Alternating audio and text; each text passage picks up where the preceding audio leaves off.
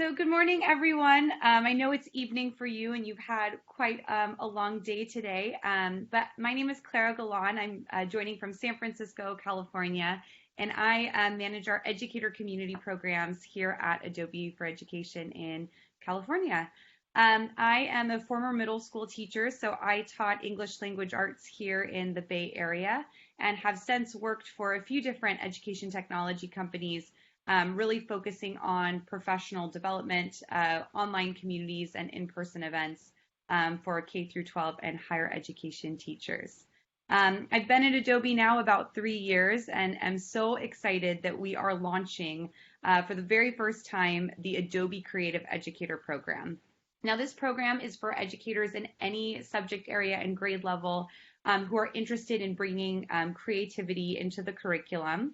It's a badging program and an online community. So you'll have the opportunity to connect with other like-minded educators from all around the world. That's one of the things I love about Adobe so much, is that we do work with such a global community and can be inspired from different classrooms and learn from one another. So today you have a very amazing opportunity, and I know each and every person on this call has been hand selected to participate in our pre-launch for the Adobe Creative Educator program. And so today what we'll be talking about is, how do we define creativity? What does it look like across different subject areas and grade levels? What is the creative process? So Rebecca will, talk through that. And how, last but not least, how do we evaluate creativity? And what are some of the tools that we use to do that? So without further ado, I would love to introduce Rebecca Hare, who is the architect for this course. Rebecca and I have known each other for quite a few years now and have collaborated at a few different organizations. But Rebecca started out her career as an industrial designer. She worked in Italy for 10 years and then went to get her master's degree in education with a focus on creativity, and is now currently an arts educator in the United States. So Rebecca, I will hand it off to you. So excited to have you present this course today. And again, if you have questions throughout, I'll be monitoring the chat, and then we will, be able to unmute ourselves at the end of the recording to participate in a more hands-on session. All right, Rebecca, I'll hand it off to you. All right, thanks, Clara. Good afternoon. This is really fun because I did live in Italy for 10 years, and at that point I was able to get the BBC through my satellite. So my kids were raised on CBeebies, and I had like the most wonderful years of incredible content, and I moved back to the States and have pretty like rubbish television now. So I always knew what the weather was like in all parts of the UK and had no idea what was going on in Italy. So it's fun to be with you here virtually again in that capacity. So I'm going to be sharing my screen and the presentation. If you have questions, I can't see the chat while I'm doing this, and the app doesn't allow you to completely mute it on your phone. So Clara will just interrupt me or text me or something and let me know if we need to, and Dom as well will do that. And so without further ado, we're going to join in. We will have moments in which we'll ask you to answer some questions in the chat or give a thumbs up or a number. So if you kind of just keep yourself engaged in that way, that's going to help me understand where you are, what you're thinking, and of course, be as responsive as possible. So let's dig in. I'm going to share my screen. And I switched to screen share. This is correct. Going to go into Keynote and hit play. All right. So this is your level 1 virtual course experience. And the fun thing about this is we're going to, as Clara said, dig into a couple of different goals and highlights with this. So welcome. You are Leo Academy Trust. And so if you guys would, in the chat, go through, and we're going to think about our today's goals, and we're going to ask you to introduce yourself and what you do so I can have a better idea about everybody. So today's goals really are quite simple. I want you guys to walk away with a little clearer idea of what creativity is, why it's important, and what it looks like in action. Creativity is hard to define. If you look up a definition, there is not a decided on one, but we can start to really recognize it in our students. The next thing we want to look at is ideas about how to foster it in students through culture, skills, and tools. You probably have a lot of them already, so it might just be bolstering what you're already doing. And finally, we're going to think about how you can continue to learn and develop as a creative educator with Adobe. So those are our big goals for our time together today. So the first thing, if you would, some of you guys did introduce yourselves in the chat. Someone just said hi, so I didn't get everyone's names. If you'd introduce yourself in the chat, your name, what you teach, we can kind of get to know each other a little bit better. So if you take a second to do that, that would be awesome.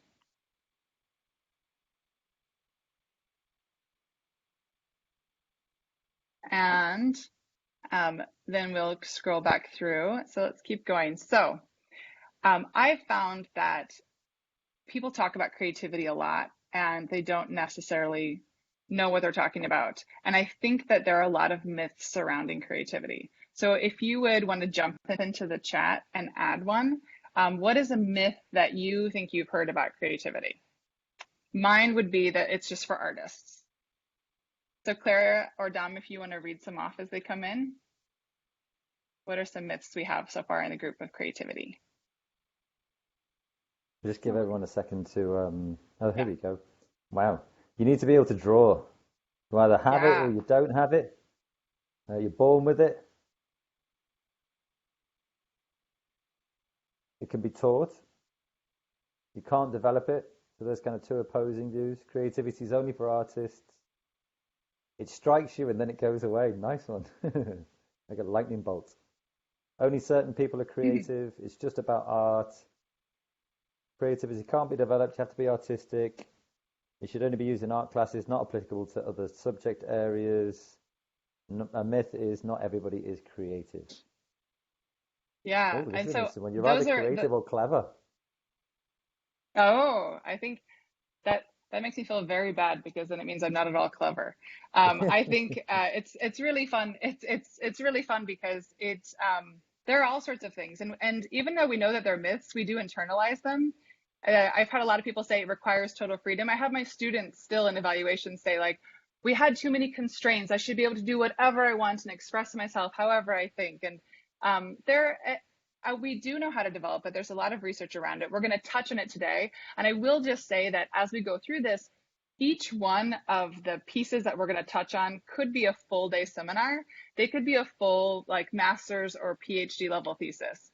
So we're going to do a really good overview. And the goal is that you walk away like understanding it and seeing yourself as more creative and your students as more creative. So I'm going to ask everyone in the chat to say what your current creative sense of self is. So there's two different spectrums to this, I think. Like I still need to discover the true depths of my creative potential because we all have it. Or are you on the other end of this little fun Likert scale? I truly understand my creativity and I'm a creative powerhouse. Where do you find yourself? What's your creative number right now? And after a long day, and you've all been teaching, right? We have nodding heads. This is where school's still in session? Yeah. Then it's going to be you might feel like less than you might normally. So what is your current creative sense of self number? So share that with the group, and then we're going to keep going forward and keep that number in mind. So you might see yourself a little bit differently at the end of this. So We've got lots of in sixes the and chat, sevens. lots of sixes and sevens. Yeah, we've got That's really great. yeah, we've got an 8, but have many lots of mental blocks sometimes. Got someone who's down on a 1, and I think a few 3s and that kind of thing. Yeah, sort of like mid-range, really. Yeah, I sometimes wake up like a 7 or 8 and I'll go to bed a 3. So it can have sometimes it ranges throughout the day, but I think I'm probably like a constant like 7, 8, or 9. But yeah, it can hit you, especially when you get a block or you feel a little bit stressed. So I've noticed that, and going through so many different schools, vision statements, and countries statements for their students on curriculum standards and what the profile of a graduate would be, that creativity is always listed, but it's never really clear what you're supposed to do to develop it. There's not a set prescribed guideline for it. And so it always feels a little bit out of reach. And I talk to teachers about it, and that's where those myths come up. Oh, you can't do it in science. It's not important for mathematics. And when we really understand creativity, it feels so much closer to us than it is. So there are more than 250 definitions for creativity. I like to use Michael Gribko's because he's a neuroscientist, and people tend to trust neuroscientists more than they might an artist on definitions. So he says, in science, we define creativity as an idea that is novel, good, and useful, making connections between different ideas. That's kind of different than our myths, right? It's a little bit clearer. So novel, good, and useful. It's about making connections between different ideas. That is, I think, the biggest part for me, that connection between different things. And then he goes on to say, and this is my favorite part, it's our brains doing what they do. It's just who we are. You're not born creative or not creative. Our brains are naturally creative. And so the interesting thing with this is that we've actually been able to see through research that our kids' abilities to think creatively, even adults, can change over the course of their life. And so the test that's used to do this is called the Torrance test of creative thinking.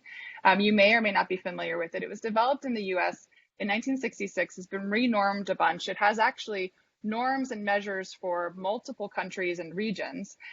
There's a verbal test and a figural test. So this is the test, if you've seen Sir Ken Robinson's famous TED Talk, that he's talking about when he says that our students are losing their creativity and we're teaching it out of them. And this is the data that he's actually talking about. So it's based on the research called the creativity crisis. And so what you can see is, if you look, we start off with K and our early years up to adulthood. What happens is our creativity, when we test people and this creativity test, it tends to peak around between third and fifth grade and then kind of dive down after that. So at those years, something happens that we're changing. Our kids start to lose a little bit of their creativity. We're training them in some way that's different. There is one outlier, which is the title score, which we won't get into, but there's only one that kind of stays flat, and that's related to language. So why is developing students' creativity important? If we know that they're losing it over the course, that their creative potential is actually dropping through education, is it important for us to do something about it? So there's an overview of 3 different pieces of research, and we can find that it's really important for kids to do creative work while they're learning. It's important for them for their future success, and it's important for them for their success in work, and it's important for them for their lives. So the first bit is research that students who are taught content using analytical, practical, and creative thinking skills are more successful across disciplines. And that's in contrast to students who are taught with just traditional methods. The next piece is from the Future of Jobs report from the World Economic Forum. We hear this all the time, but it says creativity is one of the most in-demand skills.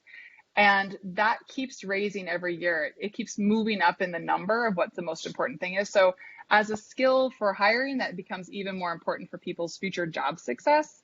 And finally, this is a really fascinating study that I love to think into. Creative potential can be a better predictor of lifetime achievement, more accurate indicator than IQ, high school grades, or peer judgments. So someone's creative potential, which can be measured in the Torrance test, can actually give us a better indication of their future success. And so that what they mean by that is somebody with a higher creativity potential. Now, that doesn't mean that they are creative or aren't. It just means that they have the potential to think creatively. They're more likely to write books, to open a restaurant, to do creative work, to create things and have a more successful life. And there's a correlation to that more than their IQ score. So I think that that's fascinating because we do so much to work with students' intelligence and not a whole lot to do with their creativity. So in the chat, and if you would again, as this comes in, would you tell us why do you think teaching creativity is important for you or in the classroom? Or if you don't, what is your view on this? I gave you 3 reasons. So why is it important?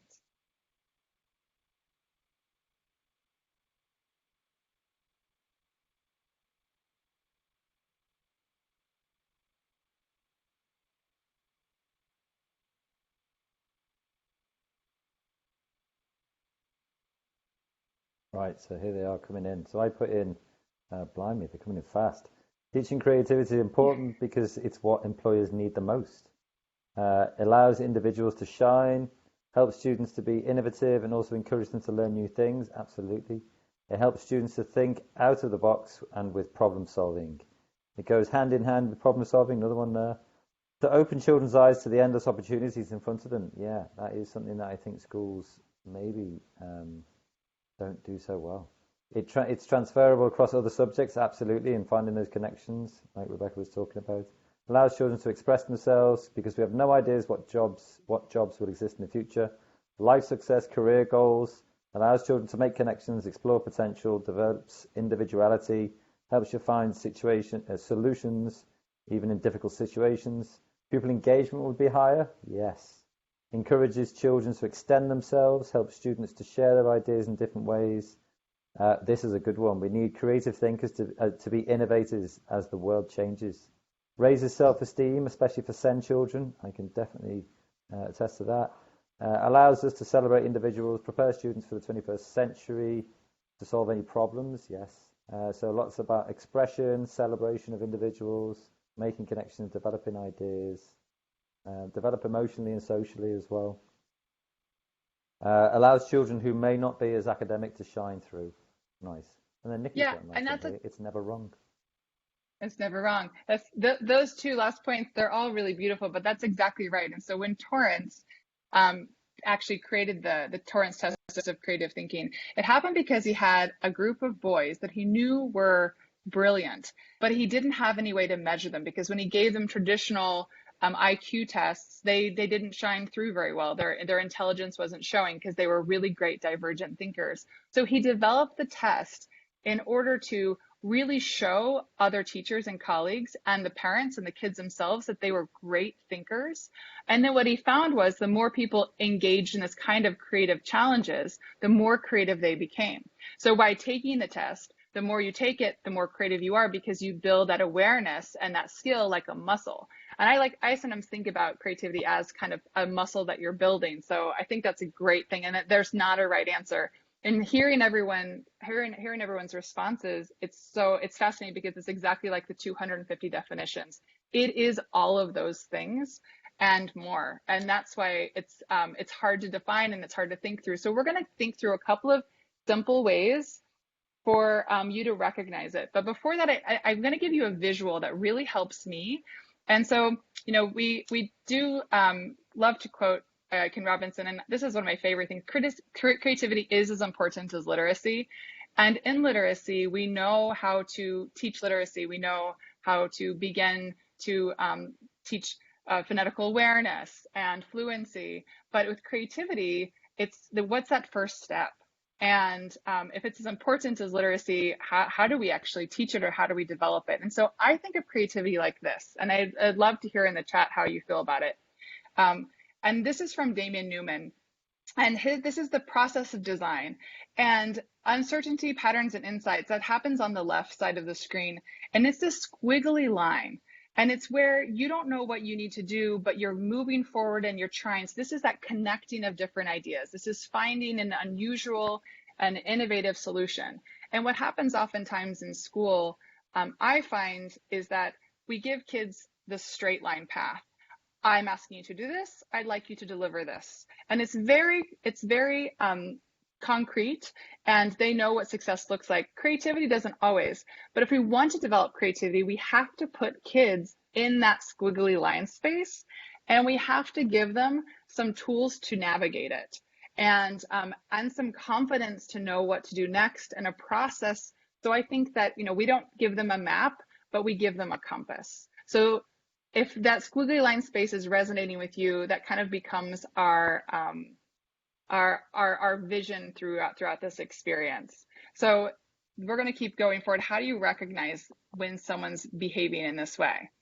So this is what we're going to do as educators, what we can do. First, we can recognize creativity when it happens. I think if we don't have the vocabulary for it, it's hard to recognize it. And as an art educator, until I did all my research for my master's, I thought I knew creativity, and then all of a sudden I realized there were whole parts of it I wasn't recognizing because I didn't have a name. So we're going to talk about 3 simple ways to recognize it. There's actually more than 50, but we'll stick to 3 today. How to provide opportunities for students to be creative. If they don't have the opportunity, if it's just a fill in the blank test, it's going to be hard for them to actually build that creative muscle. Next, we're going to think about how to foster creative culture, because the other 2 things aren't going to happen if we're in an environment that doesn't support creative thinking. That's probably the most important thing, is to have a creative culture. Next, how to provide some feedback skills to students through assessment, and really thinking about creativity in that lens, and the importance of providing access to creative tools. That's where Adobe comes in so brilliantly. And finally, how to continue to learn and develop. That's what we're going to focus on today, how you can continue to develop and hopefully take that 6 up to a 10. So, or that 3 up to an 11. All right, so how do you recognize creativity when you see it? So this is really fun. Like I said, I dove so deep years ago into this creativity analysis that I can recognize patterns in people that I didn't think. There are more than 50 ways. We're going to focus on 3 because these 3 cover a lot of branches, and some of them you might feel like you already know. But the first one is really originality. Is a student's thinking or work original for them? It doesn't have to be original for the world, but is it original to them? Do they look at a problem in a new way? And that's going to be a great indicator if someone's doing some creative thinking. Is it original for them? And that's at connecting 2 different things. The next one, and this is one that's often overlooked, is elaboration. Is the work well developed? Has a student elaborated on their ideas or added detail and complexity to their work? And so for me, these are my sad little illustrations. I think about like taking that idea and fleshing it out into an actual lamp, right? Did I take my idea, am I making it into something that's real? And finally, appropriateness. And this isn't like the manner police here. We're talking about like, does it actually work? Does it meet the criteria or learning goals? Are the ideas meaningful, useful, and relevant? So here, my little lamp turns on. Did it actually work? Did it try to attempt the goal? So if you think through these 3 things to look through and recognize it in students and yourself, we have originality. And to get an original idea, you actually have to come up with a lot of ideas, because your first few ideas are never very original. So that's challenging yourself to think through more ideas. Elaboration, I am not the most incredible elaborator, but that's the people who take the idea and push it across the finish line. And there are so many, think about like people on your teams who you say, oh, we should do this. And then they all of a sudden have created all the assets you need and are ready to take it and make it happen. That is an incredibly important creative skill that's often overlooked. And finally, appropriateness, did it meet that goal? Did it work in some way? And is that new and novel? Did it approach it in a fun way? So I have a few real teaching examples. So just before we jump into real teaching examples, can I get some like how in the chat, Dom, if you would read out how does that feel? We'll move back to that slide. How do these 3 things feel to you as something a lens to look through your students? Were you already familiar with them? Is that something that you feel like is new? A different way to see your students and recognize their creative potential?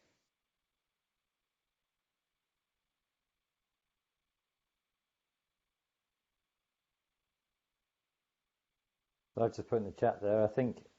I mean, you say these sad little drawings. I think they should be posters in classrooms, because they're so perfect. Great. They're so perfect to really just show, how something might be sort of complex to talk about, but when you actually look at that, you're like, oh, okay, yeah, that works. Oh, good.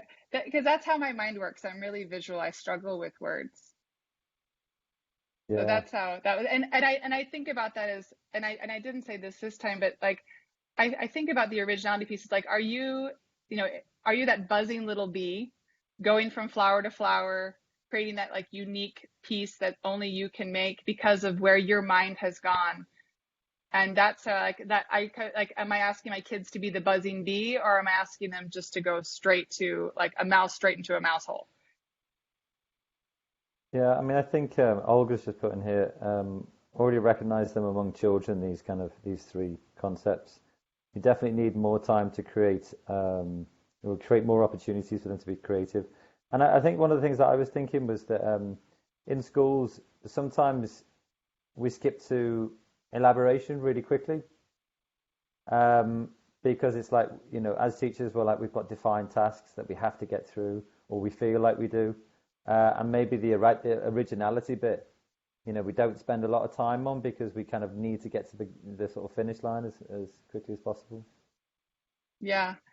And sometimes that's pretty amazing because we don't also need kids to always flesh out the whole ideas. Sometimes it's enough to come up with 20 and think through it differently. Because it's never about the product, it's always about that process, that thinking process. So yeah, my students, I make them come up with more than 20 ideas when they start a project, and they hate me for it. And then afterwards they say, oh, yeah, my idea number 17 was so much better. And then they start in English, they start coming up with more ideas before they write an essay. They learn really quickly that the power of challenging themselves to coming up with more ideas. And Rachel's put in the chat here, I really like the idea of originality being new for them rather than just new. And I think that's really important. Yeah, that is that, and I'm glad we put it in there because something, if you've ever taught, I taught primary, and the things that they would discover and be amazed by was always so enlightening. To be like, I didn't know artists didn't just paint.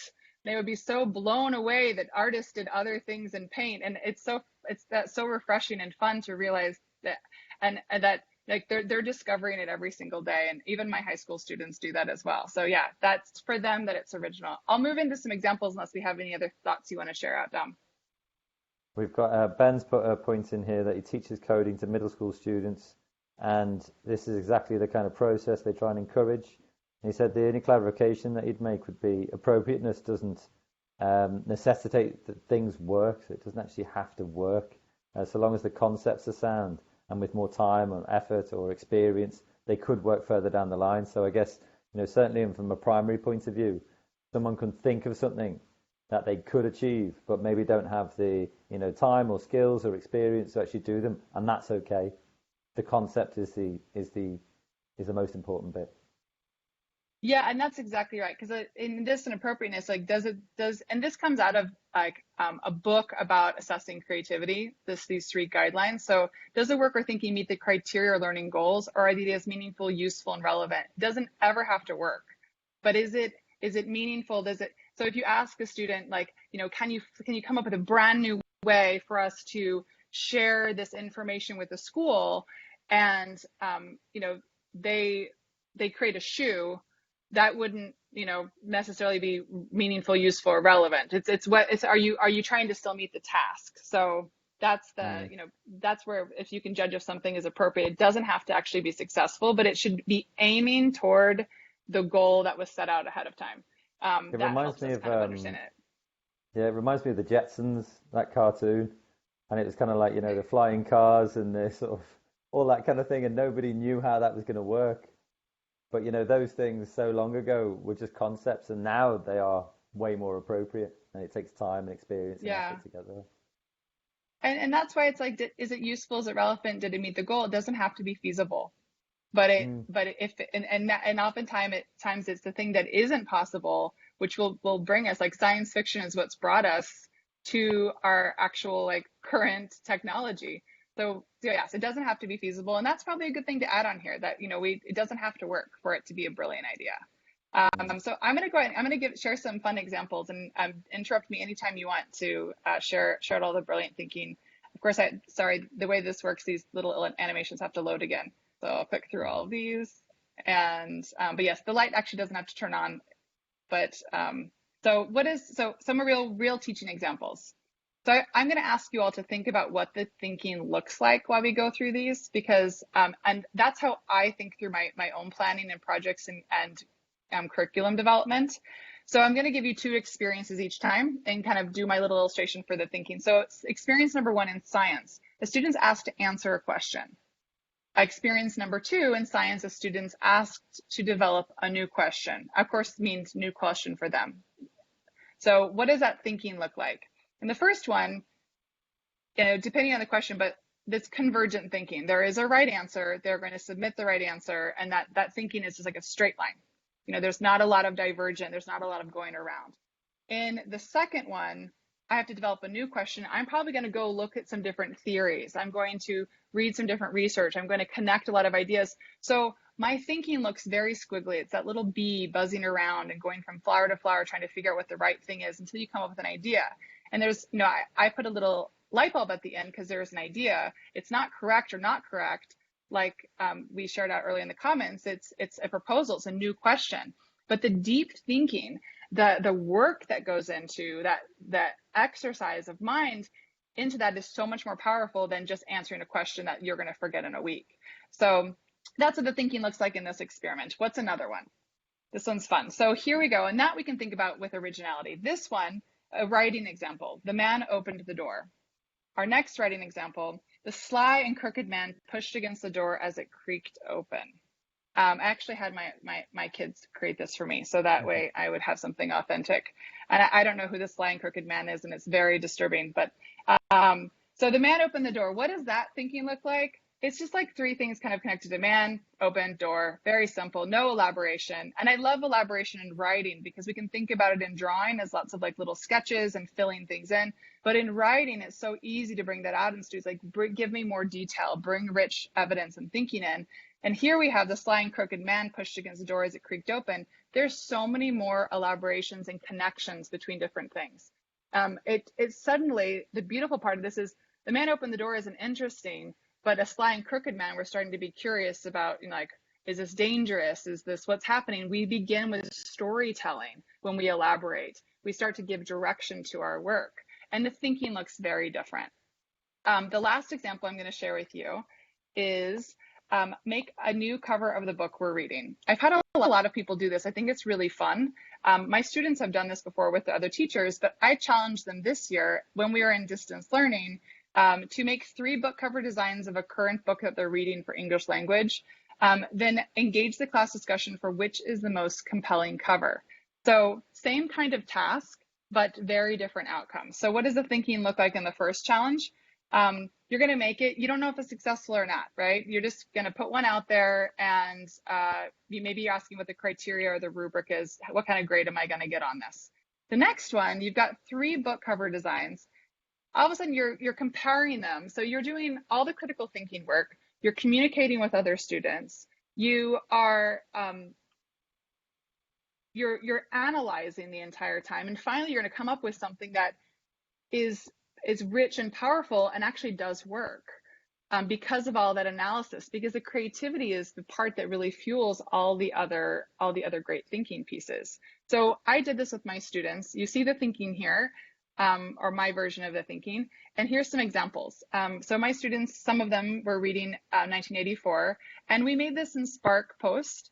It was great because Spark Post is so fast. Aren't they cute?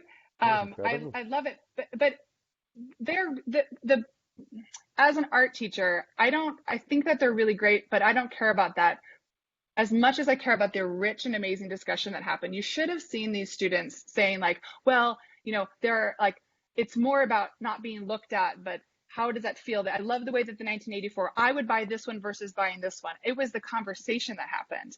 All I did was they prompted conversations, and then it was, I think if you just made this background like this, I think my grandfather would rather buy this one. It was all that thinking. So the creating piece is what prompts all of the critical thinking pieces. And then eventually they kind of all settled on which one they thought was the best one. And then they all got feedback on their own and were like, okay, this is how I would approach this problem differently next time. And it was so fun. So they ended up with, and because Spark is so intuitive and responsive, they ended up, like John said, with pretty nice covers, having not been fully trained. These are 14-year-old students. So the next one, another group were reading The Great Gatsby. And here we had incredible conversations on like, is it about, is it the city the most important thing? Is it the profile of the person? Is the time period relevant? Then about the font choices. They have so many opinions about each one of these things. And so again, like it was the rich conversation. They walked away with these incredible reflections. And the next, if they're in a job someday, I hope that they would not go to their boss with one idea, but they'd go with 3 or 4 so that the boss could give them feedback and reflect on things. So in the chat, I would love to hear what's a recent task that you've given. And we heard some at the beginning of our chat here, but what's a recent task you've given that you think supports creativity? Because this is the great time to share out. I shared a fun one that I did with my students. So what have you done that we can share? And I wonder if I can make this bigger, but Dom, if you would read those Yeah, off for me when you have a chance, that would be no awesome. problem.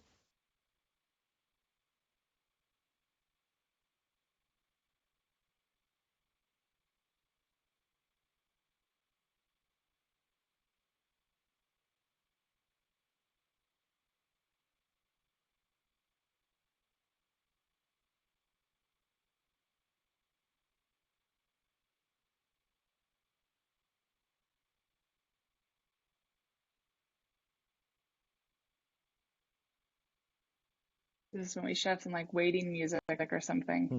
Just There, a play singer in them the now. bunch who wants to. I'll put on my Spotify playlist. Yes.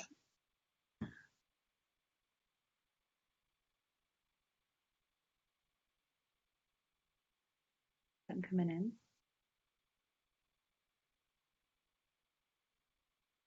We asked children to research Steve Factual and his work with animals. Some children created interviews, some created mini documentaries, posters, slideshows, and fact files. Cool.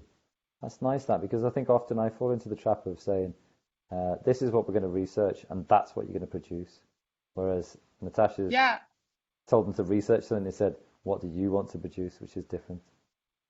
that's great. And that's also that, that's multiple means um, of expression. So it also falls into universal design for teaching. And it shows kids, that it's not a recipe that you follow, but instead it's really like, what are you going to do with this? And that, I imagine you can see all those little minds, like I'm going to produce a documentary, like that little buzzing bee, what that Mm. line would look like for each one of those students. So Olga says she's made a book review, video book reviews, which I think is really nice actually, because you can do that through text, through voice, or through actual, video clips as well. We've got someone else saying giving children a choice on how they create a book review. So again, it could be, visual, it could be through text, it could be through video. Open-ended task where we provide stimulus and ideas, but not the tool. I think that's a really nice one, especially once children have got a sort of range of tools that they feel comfortable with. Using a choice board for ideas on how they can respond to an activity. Again, this makes me think I need to do that more. Designing a persuasive postcard to reflect a book that we've been reading. They designed a postcard from one of the characters to another character. Nice. And had to select phrases Oh, and nice. images on the poster maker. Really nice. My students are creating 80s style text adventure games. Oh, this is Ben Forter, blimey. Text adventure games. I give them a framework, some supporting code, and they get to create, iterate, have their classmates try their games as they evolve them to get feedback and so on. I actually think there's a lot of really good things in board games. I think that should almost be more popular in schools somehow. Explaining a maths problem creatively.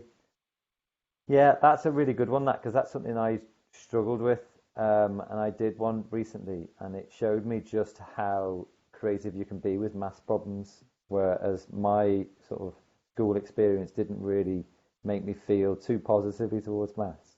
And once I was sort of tasked with making a video explanation on a maths problem, I think it was Pythagoras actually. God, it was hard work, but the creativity that came out was really interesting.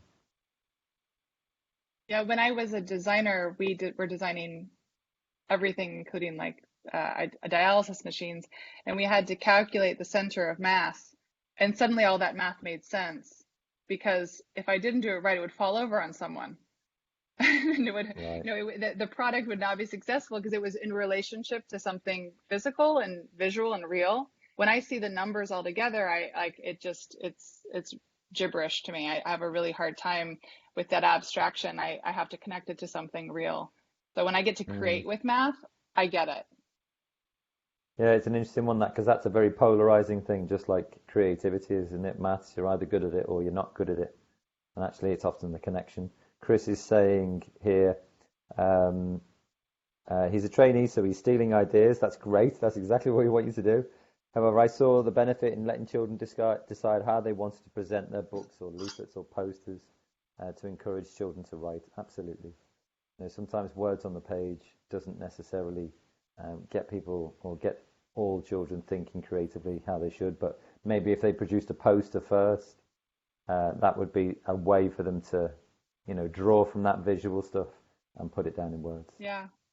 I think that the common theme is that I see with all of these, it's really powerful, is the power of choice. And, as an art educator and designer, we say, like, if I make the choices and tell the kids where to put the sun or where to put the ground or what color to paint the sky, then I'm taking the choices away from them. Picasso became Picasso because he got to make choices. If we made Picasso make the same choices of Rembrandt, we'd have two Rembrandts. The only way that someone gets to really become their true creative self is when they get to learn from the choices that they make. And the only way to do that is to have choices. So it's brilliant to bring this in there because they decide, like, I love making films, or I love doing graphics, or I love the website design aspect of it. And then they keep getting better. Yeah, absolutely. Ben's just put here, ouch, Dom, no one is not good at maths. Too many have just not been taught properly in a relevant and meaning way. That's what I was trying to say, maybe just really badly, is that often, creativity can be squeezed out of maths, and actually if we taught it in a relevant and meaningful way, it would be more creative and speak to more people. And we've got Emma here saying some of our SEND children who have been struggling with online learning have been given the freedom to share their own projects using any medium they choose. So again, echoing what you're saying there about choice. Yeah. And if you're stuck with any of those things, there's some incredible ideas and lesson plans on the Adobe Education Exchange, which you can tap into. And if you just go in the search engine and write math, even if you don't use a lesson, you'll be sparked to create something completely brilliant because they've connected it in so many incredible ways. So I'm going to keep moving forward because I'm excited, but these are all really brilliant. I love the connections they're making. So we talked about what that looks like in someone's thinking. Then we moved into so what that can look like in learning, but what's that right culture to have in order for all of our students to feel really empowered to develop that creativity? And it takes a lot of safety. So one of the first pieces, and this is a preview into some assets that are being created as part of the Adobe Creative Educator community. So we have a process. There's so many creative processes out there. There's the design thinking process, there's the artistic process, there's the engineering design process, and we really created this into something that's more of a creative thinking process for any discipline. So first, before you get started, you define a problem. Then you're going to create. There's a bunch of things to engage with creating, and finally, you're going to reflect on the work. If we know what, and for whom we're creating something, it makes it so much clearer. So this is a quick peek into that, and we have a few more things with the creative process. These are some cards and some challenges and prompts that we're developing. So again, if we define the why, the who, and the what, I've seen kids, when I just give them a creative process, I think about this as that compass that they're navigating the squiggly line space with. They know first that they have to decide why they're making something. Maybe it's a self-expression. Maybe it's to answer a prompt from a teacher, who it's for, and what are the constraints around it. And then we engage into the creation with exploring, engaging with other learners with feedback, expressing our ideas, and coming up with more ideas. And finally, different ways to reflect. Reflection and sharing is always a really big part of a creative process for all of my students. I don't ever really care that much about the outcome that they created. I love to hear their reflections, what they thought about, why they make the choices. That is the stuff that is the most exciting for me as a teacher. So first I say, if you want to have a creative environment, it's great to start by giving them a process so they know what to do. The next piece is to really focus on how you're developing it for each one of your students. So there's the individual focus. Are you going to be teaching and they're going to be learning skills and attitudes of creativity? Do they get to practice those skills? That's giving them choices and helping them develop that individually. And then as a collective, have you worked to create a safe space for flexible thinking and problem solving? Is it a space that you can remain, sarcasm free? Kids really, when I was teaching middle school, that's when they're really developing that sarcastic part of their personality, I think.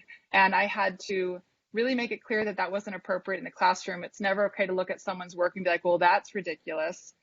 because our minds don't understand the difference between sarcasm and a real statement. So creating that safe space where someone can take a risk and feel really comfortable to be vulnerable in front of another person.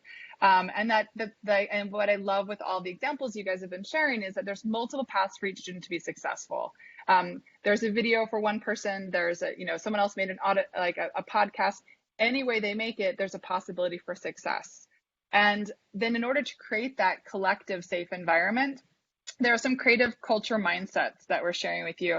So this comes from a research study on leadership and business. And I pulled these out because these are social and contextual factors that work in any environment. So the first thing is that creativity is a goal. Your students know it and you know it. It's important to me every day that my students have an opportunity to be creative. They know I feel that way. Then I give them time for exploration. And that's, what Dom said before, we oftentimes jump straight into elaboration and we don't give them time to explore and really think. And that's when a lot of creative processes happen, like incubation. So making that time a good resource for them is really important as well. Recognition and support. Encourage attempts, be supportive and non-controlling. Creativity needs to be able to take some risks, to actually think outside of the box. So if you're going to say no right away to something, they're never going to get there. They're always going to stay inside. So it's great to encourage that. And it doesn't work out, that's awesome anyway. Group context, I think, is really important within our grouping with students, having more heterogeneous grouping. But it's also like multi-grade level grouping. And I think it's really important for educators. And like we only have department meetings within our departments. And I want to be meeting with the other science educators. I want to be meeting with the music educators, because it's when we can connect across our disciplines, we get this thing called constructive controversy, where all of a sudden your idea is connecting with my idea and we're creating something that is original and new and valuable for our students. So making time to connect across grade levels, across disciplines, that's when all the innovation happens. And there's books and books written about it. And I think if you can make it happen even once a month, it's fantastic. And social context, risk-taking is encouraged and uncertainty is not avoided. I do that by my students. I'll get up in front of them and go, well, we've never done this before. I've actually never tried this software before. I'm only at this level, and I'm vulnerable in front of them. And when I do something and I'm teaching and it flops, I'm like, oh, this is not how I wanted it to go. And so they know that I'm comfortable to take risks in front of them. So they take risks in front of me. They'll come up with an idea. I don't know how it's going to turn out. I'm like, great, I'm so excited to support you. So that the easiest way to do that as an educator is to be the one taking all the risks. Or a little illustration of our things connecting all together. How I'm going to go back into this one real quick. Can we have just a couple quick questions? Is this resonating with the group? Is there anything you feel like, as your question, is there anything you feel like you haven't done but are excited to include into your classroom and your teaching?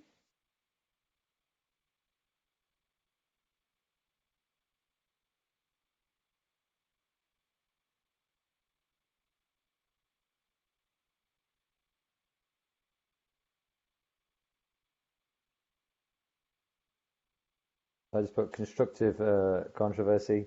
That's something that I think I definitely didn't do enough of when I was in the classroom, just allowing people to, I guess it's normal feedback, but just in a more sort of friendly, combative way, I suppose, of just challenging each other. And I suppose that needs to be developed into a culture. Yeah, I think just that way it's like, who has a very different skill set than you, whose goals are very different. How can you work together to learn something new and to create something new? Imagine a math teacher, and I've seen this happen before, a math teacher and a music teacher get together and they realize they can visualize fractions with music. And, then like the power, like suddenly kids are expressing fractions by creating music. So it's those kinds of powerhouse connections that your content, I know my content, what can we do together? That's so fabulous, with kind of consciously seeking someone out who's not in your circle. I think there's a couple of comments here. Michelle says, I think one of the lessons we've learned is about giving children time as a resource, not to just rush things through to cover content. And actually, almost at the same time, Rachel says, I think one of the hardest things is time.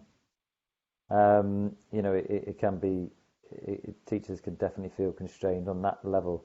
And we've got Nikki saying definitely resonate with the risk taking. Modeling risk taking is a fantastic idea. Yeah, and I think that is modeling the risk taking, like you're saying about, I don't really know where this is going to go, I don't know how it's going to turn out. And, because a lot of children will look at you and think, well, don't you know everything? And it's about saying Yeah. that you actually don't, and that's fine.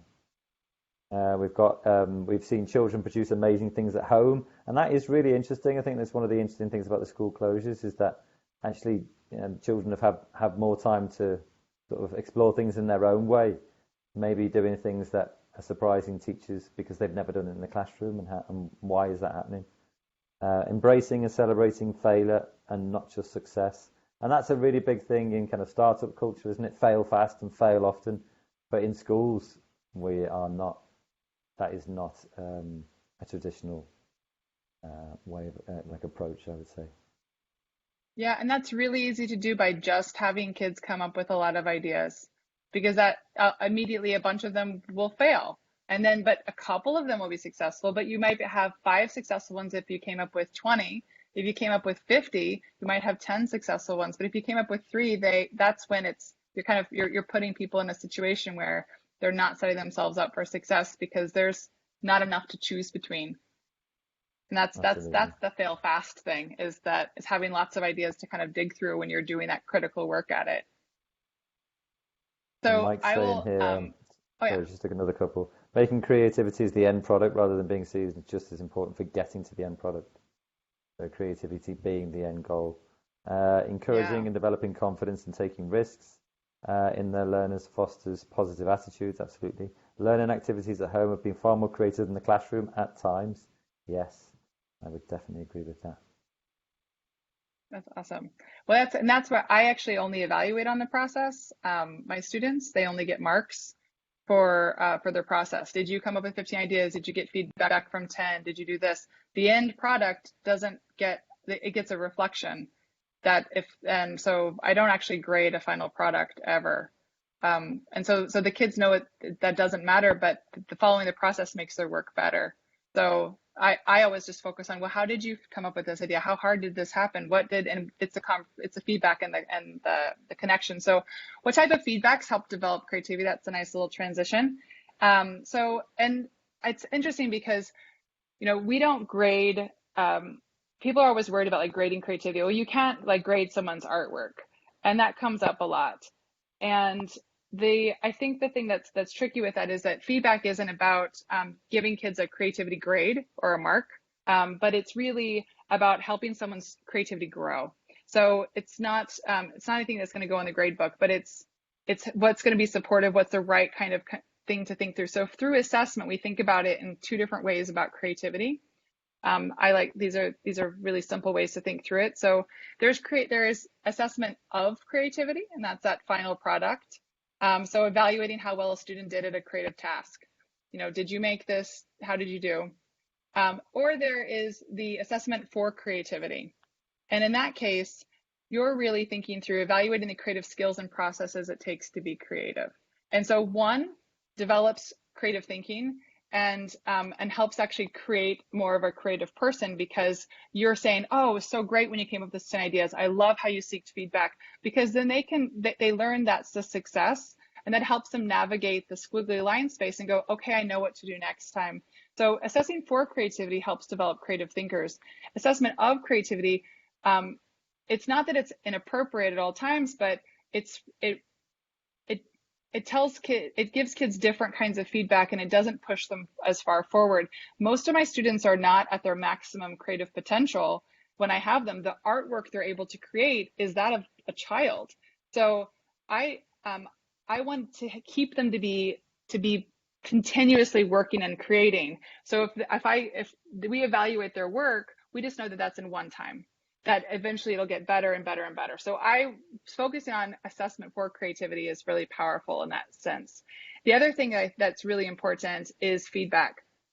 And my students get feedback from me all the time, very informal feedback, walking by, think about this, try this. I pull another student over. But in virtual learning, it's been very different. So they'll send in different iterations and we'll share it. I had them go and get feedback from 3 other people that they knew. And we use this method because it actually, these 3 questions, you can find it in the Harvard Business Review as well, are the things that are going to give everyone exactly what they need. So the first one is it's a tag feedback method. So it's tell us what you like, ask a question, give advice or suggestions. So I like to give them sentence starters because even adults have an easier time with it. So they start by saying, I like the way you, and then they can say, chose to make a video, brought in, and the more specific you are, the better the feedback is. I like the way you used the title and it was balanced. I like the way you interviewed that person. It doesn't matter, but you say what you liked. That gives them like, okay, I'm going in the right direction. Why did you or how did you? So this is great in creating a creative culture because 1, why did you do something? You might think it made sense, but it didn't make sense to your audience. So you're getting really valuable feedback that what you did maybe didn't quite land. Or the how did you is my favorite one because in my classroom, it's someone says, oh, how did you make that? And then that person jumps up and says, let me show you. And then they're teaching each other how to do things. So I love the how did you do something?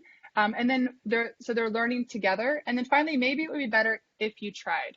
I love this one because it's not that you should do this or take this advice, but I'm imagining with you now. Now I'm a co-imaginer of your idea. So, and I've seen this happen with first graders when I taught little ones and with adults. Maybe it would be even better if you could make it as big as a building and I could go inside of it. Maybe it would be even better if it was all black and white and you put eerie music behind it. Now, you don't have to take anyone's advice, but the idea with this is you help someone else imagine even further how they can take their thinking.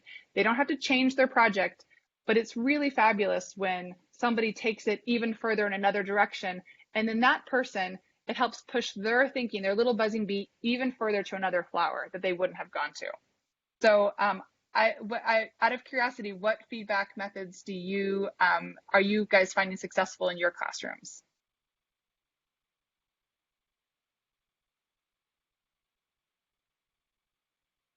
And this is also like a little sneak peek of some of the things that we're creating for the Adobe Creative Educator community. So these are digital and physical cards.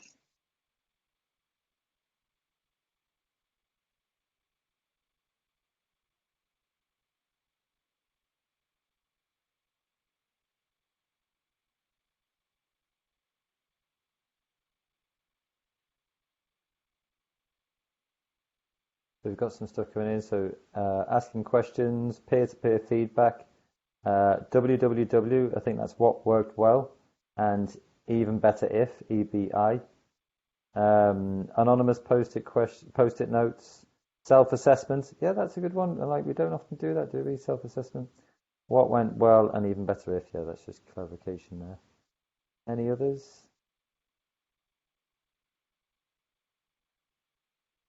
This could be something as simple as post-it notes. In distance learning, I just made a Word doc and my students had the person fill things out so I could see what the feedback was, and then they had a reflection at the end. So I just copied and pasted it in 3 different things, and then they got it that way. It's really fun to have it as a video. People are so much more expressive when they can speak about it, but it can be an anonymous post-it. Sometimes it's great just to have somebody stand next to something and say, ooh, I wish I had made this. I'll do that with my students. It's actually one of the activities is they have to get a post-it, write what they wish that they had made, and everyone gets, and you have to find one detail of someone's work and say, oh, I wish that I had thought of that. Because everyone is brilliant. Everyone has something unique, and it's a matter of opening your eyes and recognizing it. So there's a million different ways to do it, but it is that moment that, that's part of our assessment journey is the feedback and peer assessment and the self-assessment, like you said. So we've got, I like to use sandwich feedback where they start with something they liked and why, then what could be better, and end with what they liked the most, which is nice to end on a positive. With reception, I like the way you, they use that phrase a lot to boost confidence, and I would say that certainly it's really interesting thinking about those graphs that you put up before, and you look at the drop and it comes around, it seems to come around 7, is that 7 years old maybe? It's around, like around 10, right. 10, 12. Yeah. So it sort of peaks up there and goes down. In the Yeah. UK, that would be just going towards Key Stage 2 SATs, which is enough to Yes. sap anyone's creativity. Yeah, and so in the States, it's right around middle school time, and that's a huge transition in how kids are taught. And it's like the way that they're taught, suddenly the teachers stop being creative, and then the kids stop being creative. Not that middle school teachers aren't creative, but like it's a very different way of teaching. So yeah, that's it is interesting how that goes. And I think any way you do it, I love it when it becomes internalized. And so I train and train and train my students, and then they'll turn to each other, and it's beautiful to see someone go like to someone else's computer and go like, I like the way you did that. How did you do that? And it might be really cool if you tried this and in their own language. And then they start grabbing someone and saying, I need feedback. That's when you know you've really created a creative culture, when this happens spontaneously on its own. So that moment that happens, I'm behind, like I'm over in the corner of the room, jumping up and down, excited because I finally got there with my kids. So I will, we're moving on to our tools section now. And this is really powerful for me because I'm like I said before, I struggled with math, and when I was challenged in my undergraduate program to learn new tools, my professor said, we're not going to teach you anything. You need to learn how you learn tools, how to unlearn them, how to relearn them, and because every 6 months they're going to change. In 5 years they're going to change, and so you can't say I learned this. I learned Office. You need to be a learner of tools. And I think that the best thing we can give our students is that space and power to say, how do you learn tools best? This is how I like to do it. And because since I started with Adobe Illustrator, there have been 25 new versions come out. It's always getting more powerful and better. So I can't say I know Illustrator. I always say I'm a learner of Illustrator because it keeps changing. So, and we don't know what the tools are going to happen in our future for our students. So the best thing we can do is give them tools to learn and say, how do you learn that? What would you do differently? Do you need tutorials? Do you like to see it written out? So that when they get a job and they say, you're going to need to use this tool to be successful, our students can say, yeah, I know how I learn tools. This is what I'll do. And that they're not terrified. And I think that's the best thing we can give people. And this is why I love Adobe tools, because we have them that are very responsive and very intuitive, and we have other ones that are so much more complex. So there's tools for engaging presentations, creating videos. So you can start off at the Spark space where, and with my students, I have high school now, but I've done this with I've had kindergartners use Spark, but I'll say like, who uses Snapchat? And they all use Snapchat. And I'm like, and who taught you to use Snapchat? And they're all like, no one. I'm like, well, you can use Spark. You can really, it's intuitive enough that you can dig around. And then they're like, oh, okay. If you use Instagram, it's pretty much you're going to be totally successful. But then you can move into more powerful and professional tools. And it's beautiful to see students be super excited and create amazing things in Spark, and then hit that mountain where they're like, I need more control. And that's really a fun place. So there's a lot of there's more apps in this, but these are some great ones for the Creative Cloud and Spark. And so just a quick reference to with Spark. Spark's really amazing. You've gotten some experience with it, but you can make graphic designs, web pages, and short videos. And what's great is that because it moves from being like a web-based tool to your apps, you can move between devices. So since I started my students on distance learning, we were just using Spark. They would take original video content and bring it into their work from their phones and from across devices, and be sitting in the room for 5 minutes, pull up their project and work on it for a few minutes, and not just have to sit at the computer. So that, being able to cross all of the devices is really powerful with that. But when you're choosing a tool, if it's going to be Minecraft or if it's going to be a piece of paper and tape, the best thing I think that kids can know is like what tools are available that I can use, why I would choose a tool, and some we have beautiful singing. Something that is fun for me. When I was 5 years ago, I was working as an innovation coordinator in a school in Florida, and a student came in and was like, I have to 3D print this, because that's the only tool he knew. So really knowing what would make sense. I was like, actually, I think it would be really better if we did the laser cutter. And this is why. He was doing an Edgar Allan Poe project. I'm like, you don't want Edgar Allan Poe in neon green plastic. And so we talked about aesthetics. So, so why you would choose something is important, how you learn a tool, and where you can go for help. So that if my students, the first week of school, will be like, okay, here's 3 different ways to learn the tool. What was most intuitive for you? And then they write a reflection about it. So for me, how I choose platforms for my students, because again, I taught pre-K through 12, but right now I'm with high school students. So I go between the Creative Cloud and Spark all the time. And so first of all, I think about what do I need to create and who's it for?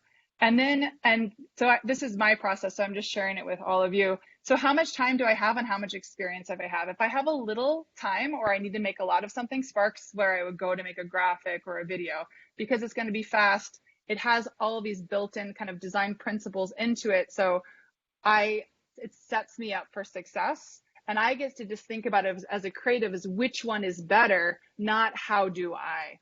And then if I have a lot of experience, but maybe I have a little bit more time and I need more control, this is where I push my students and they want to be in the professional, powerful Adobe Creative Cloud, where they're building that resiliency and they're building like their future ready skills to be ready for any product. And once they learn enough of a tool, they build a huge self-confidence in themselves. So a couple of projects that we've done, of course, we didn't have the Creative Cloud when we moved into distance learning. So I had my students using Spark. So one project was creating memes. So one of my students said like online school, I don't know how well you can see this, but he's so clever and so quiet. He's that kid who like never speaks, but it's brilliant. So he says like core classes, hyperfixation on small details, emails and planning elaborate jewel heists. Like that was, he had to like map out what his time looked like every day. And then another student, and I don't know where she got this photograph of one of our water fountains, but she's like, you never thought you'd miss me. She did it in a style of an artist and had this beautiful explanation. So they were able to create this easily from any device when they were home. And then, our Adobe Creative Cloud things, the illustrations below the Mount Fuji, my students chose a place and they had to draw out in an Illustrator using all the tools and the pen tools and like the full power of the program, creating something completely and totally original, and then do color studies. So this is completely created and designed by a student. So, and this took, a few weeks for him to complete and go through. So it's not that there's a right or wrong, and it's not that really powerful creatives don't go into Spark. It's really, it just depends on how much time you have, I think, and like how much control that you actually need to have for your tool. So I would love to hear in the chat what has been this group's favorite Spark app and why so far, how much you've dug into it. I've heard some really cool projects before, but which one are you in love with right now?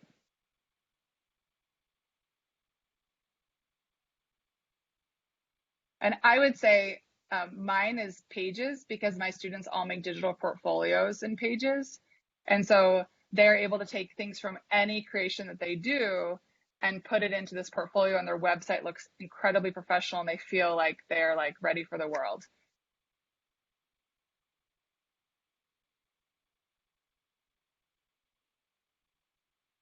So I just put in mine, my favorite Spark app is Spark Video, because I feel like there's so many different things you can do with it, but I do so much in Spark Page now that I'm just kind of just liking that one more and more, because I finish something and I'm like, wow, that just looks really good, and I really didn't have to do that much to make it work, which is great. We've got Matt saying videos, as they can add voiceovers to pictures and text. Yeah, that's what I mean. It's sort of so flexible in that way. Video, Spark Post is also for graphics. Yeah, absolutely. I think it's really difficult. Everybody's, Clara's saying it's so hard to choose because they just kind of blend so well into, from one into the other. And that's the beauty of it, is you can, pull a header that you made in Spark Post into Spark Page. You can embed a Spark Video. Just so nice. Nikki likes video as well. Yeah, what I love with the video is all the scaffolding that happens with questions and storytelling. That my student, and I gave that to my daughter when she was in the 4th grade. I was like, I want you to make a video instead of a PowerPoint presentation. And it asked the questions in the right order. And so she told a story that when you get, like a blank Google Slides, it doesn't prompt you on what's the next thing to say. And so she made like that. That's something I think is really powerful with video, is that you can just follow the hero's journey. and you'll make something that makes sense. You learn storytelling in the meantime. Yeah, and just so everybody kind of knows that one, because I always jump straight to Scratch even in training, and I probably need to spend a bit more on templates, but they're just when you start up your video, you get a number of templates that you can choose from, and they always, nicely sync up with a lot of pieces of work that you'll be doing as standard.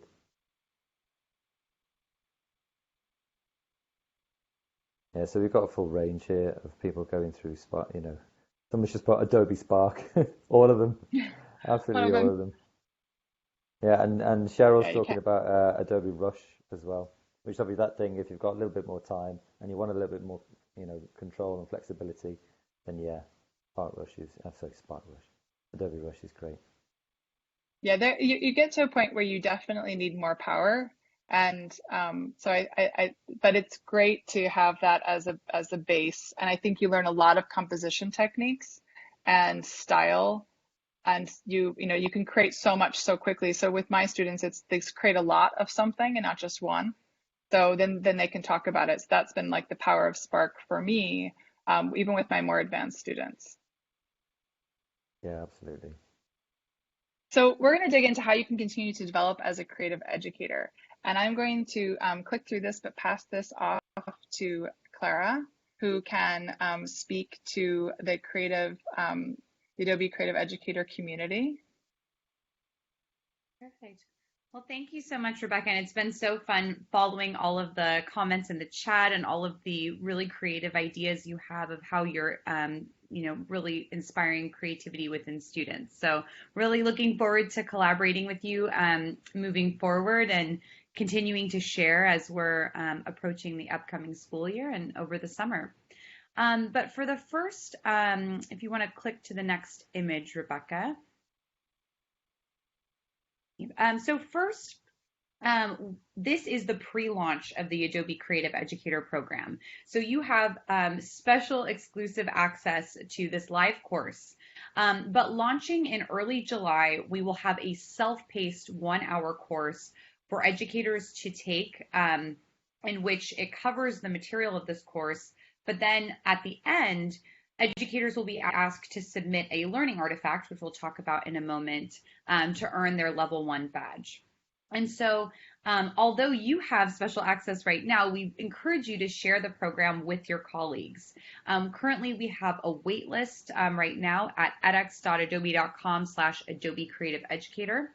So we encourage you to share that link out with your networks. The hashtag we're using for all of this program and the Adobe education community is Adobe EDU Creative. So if you're on social media channels, encourage you to use that hashtag. Next, we have 2 Facebook groups. One is the Spark Facebook group, which is just a general open Facebook group for how to use Spark in the classroom.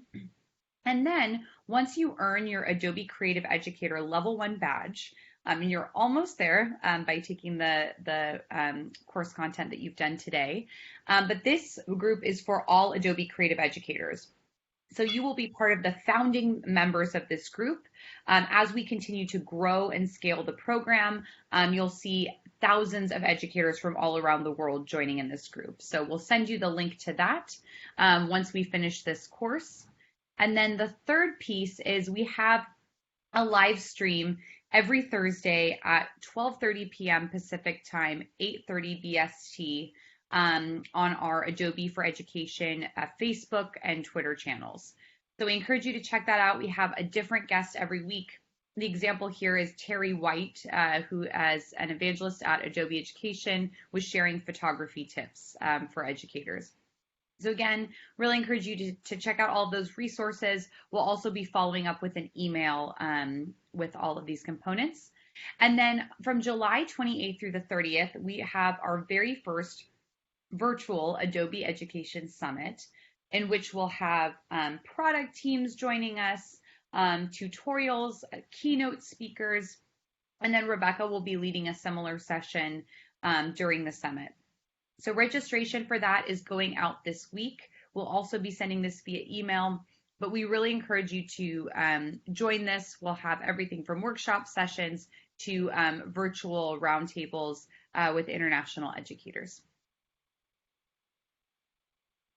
Awesome. Thank you, Clara. And I'm going to explain a little bit about making the graphic. So you can be ready to jump back in, Clara, whenever you have a second. But I'm curious within the group, we've talked about how to recognize it.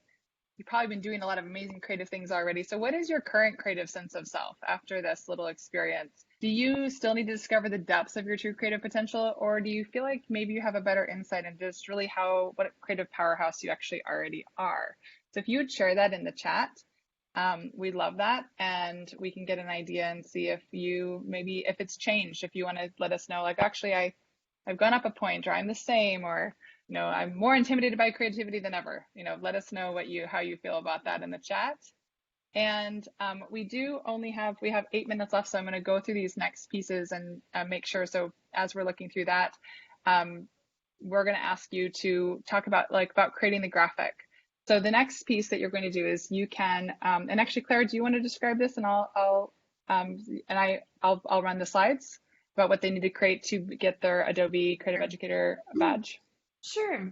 So now that we've gone over some of the different components to the creative process and how it's applied across the curriculum, now we ask you to complete a simple assignment, a learning artifact, if you will, of what you've covered today.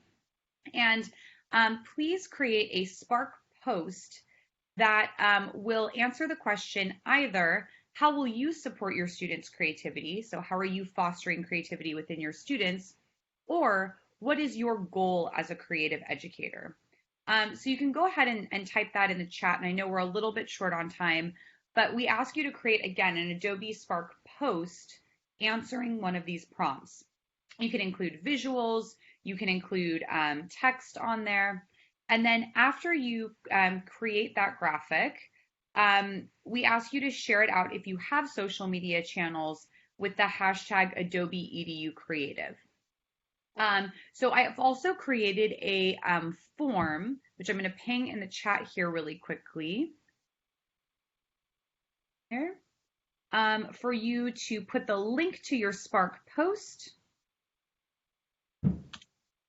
and the link to your social media post if you have social media channels, and share it out. So again, step 1, create a graphic, a Spark post that answers either of the following prompts.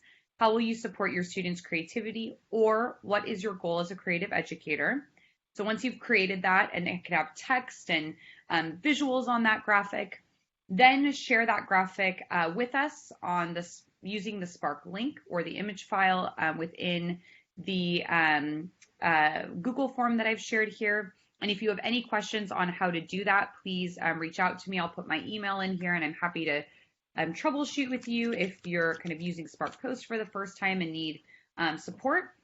And then you share it out on social, on Twitter, on Instagram, on Facebook, Pinterest, your platform of choice, with the hashtag Adobe EDU Creative. And just to say that I'll follow up with Graham. We've got all of these links in a doc, and we'll make sure that everybody gets that with the next steps. Perfect. Yeah, awesome. So if you have any questions, this is a good time for questions. You're welcome to ping in the chat. I'm going to go and pull out of full screen so we can all see each other. But I do want to say thank you so much for coming through this journey of the Adobe Creative Educator, and to let you know that Level 2 Creative Educator, which is going deeper into the content that we went over today, more application and processes into bringing into learning, is coming in August. So that's exciting. So you can get your Level 2 badge as well, and training and support. And it's really incredible community. There's already a lot of people in it, and they're sharing things out. So it's pretty fantastic. So let me stop sharing my screen.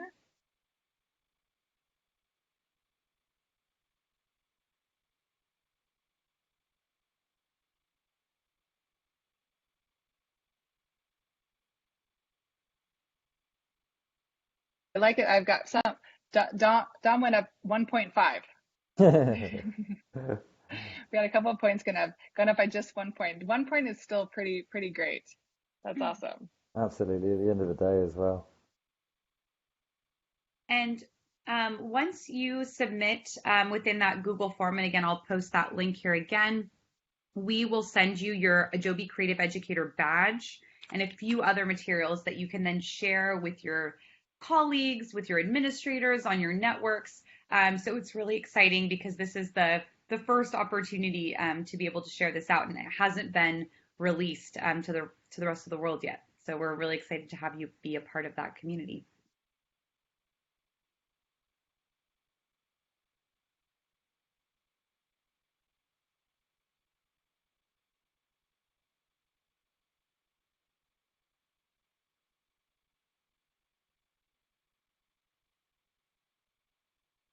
Well, I'm going to go ahead and stop the recording there, but I will keep stay tuned on the chat to see if there are any other questions.